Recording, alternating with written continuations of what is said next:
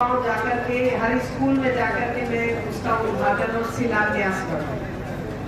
जो काम हमारे वित्तीय स्वीकृति आ गई, टेंडर हो गया, उनका शिलान्यास, और जो बन चुके कंप्लीट हो गए उनका उद्घाटन आज हमने रखा है एक साथ। और अभी तो इतने ही और बच रहे हैं, लेकिन फिर भी हम बना सकते थे जितना, क्योंकि आचार संहिता हो सकता है कल से ही लग जाए, तो इसलिए हमने सोचा आज ही कर दें, क्योंकि काम तो इतने सारे कर दिए। अभी मेरे से पत्रकार बंधु पूछ रहे मैडम कितने करोड़ का हुआ, मैंने तो कोई गिनती नहीं है, आज गिनो तो कल हो जाएगी मेरे गाँवों की। आप इतना तोल लेना पत्रकार बंधु कि 70 साल का काम एक तरफ है, मेरा 5 साल का काम एक तरफ है, तोल के देख लेना। जिन स्कूलों में एक भी कमरा नहीं था, एक भी कमरा नहीं था, ऐसे स्कूल भी थे, एक भी नहीं था, 100-100, 150-150 बच्चे बाहर ही बैठते थे। बीच में कभी कोई जानवर आ रहा है, कभी कुछ हो रहा है, हवा आ रही है, बारिश आ रही है, तो छुट्टी कर देते थे। उन स्कूलों में भी कमरा बनाने की आवश्यकता थी।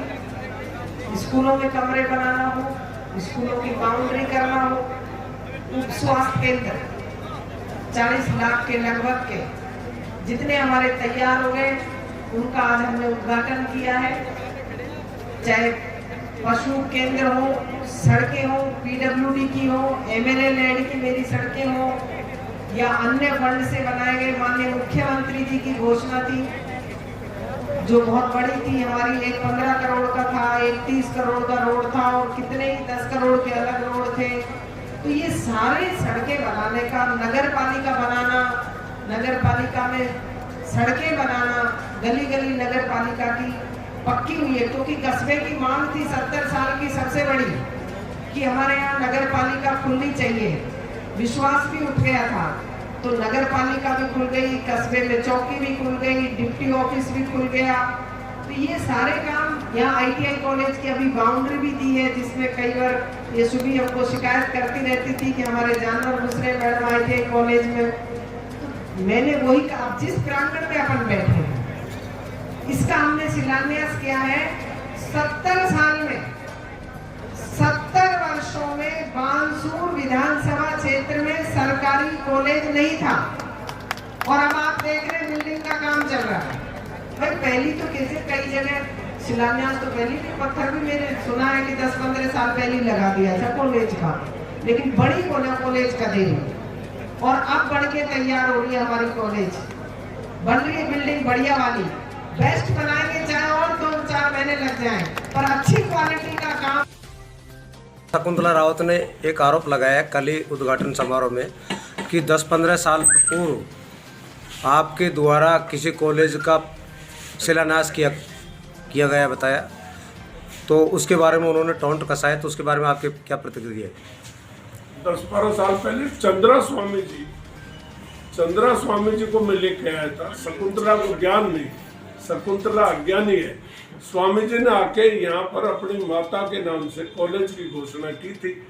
अब यहाँ घोषणा करने के बाद 10-15 दिन बाद उन पर कोई आरोप लगा और वो गिरफ्तार हो गए, वो रहे नहीं, उसके बाद उनकी डेथ हो गई।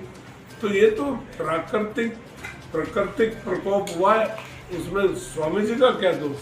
स्वामी जी ने हिम्मत तो की, यहाँ तो शकुंतला रावत हजारों करोड़ रुपया ठोक गई, इन्हें शर्म नहीं आया, और बानसूर में एक स्टेडियम नहीं बना सकी, बानसूर में काम नहीं कर सकती, खुद ही उद्योगपति और सेठों की वो मंत्री है, तो वो खुद क्यों नहीं करते?